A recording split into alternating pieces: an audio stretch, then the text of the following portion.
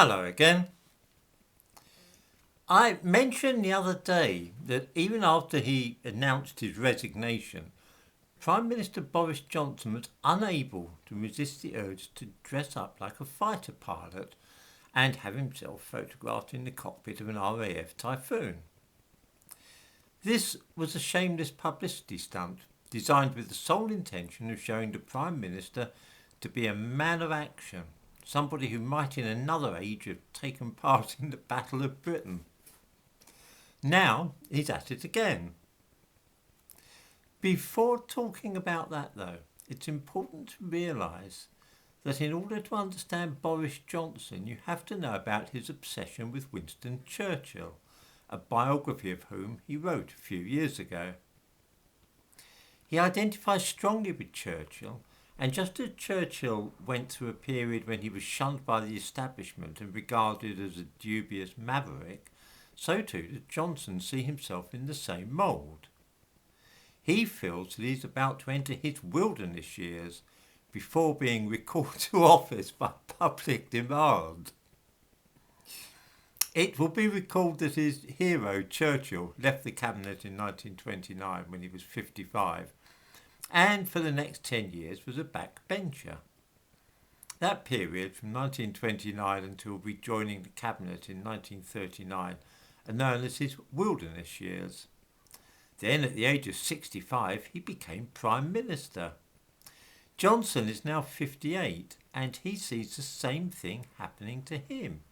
He will wait until the country realises that it cannot do without him, and then he will be ready for his return to power, a bit like Charles de Gaulle.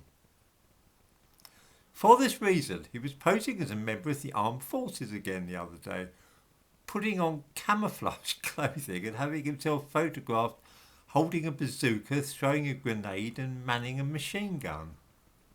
The thumbnail to this video shows him playing at soldiers.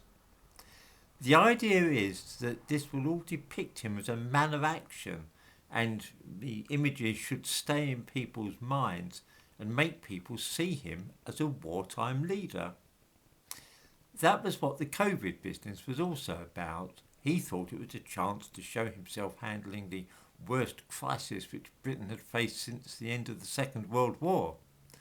Of course, the fact that the measures he adopted ruined the economy and screwed up the National Health Service rather takes the shine off that little episode of being a great statesman, as did the discovery that he was laughingly ignoring all the ferocious restrictions which he placed on everybody else.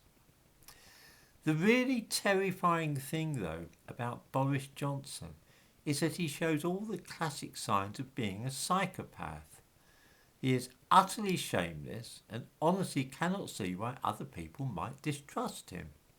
He lies and cheats without a second thought, and even when caught out, he just laughs it off. The string of women he has got pregnant is all part of the same thing. It's a sign of somebody who has no morality and simply regards other people as a means to an end. In the description to this video I give a link to one of many news items about his telling aides that he thinks he will return as Prime Minister, perhaps even as early as next year.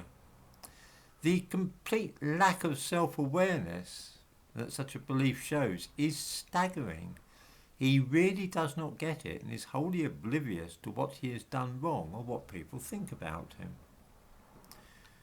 When I mentioned to my wife that I wouldn't trust Boris Johnson to run the nation again, she said she wouldn't trust him to take the dog for a walk. She said he would either lose it, sell it, or get it pregnant and then make a joke about the whole thing afterwards. I think she's summed up the man's character to a T.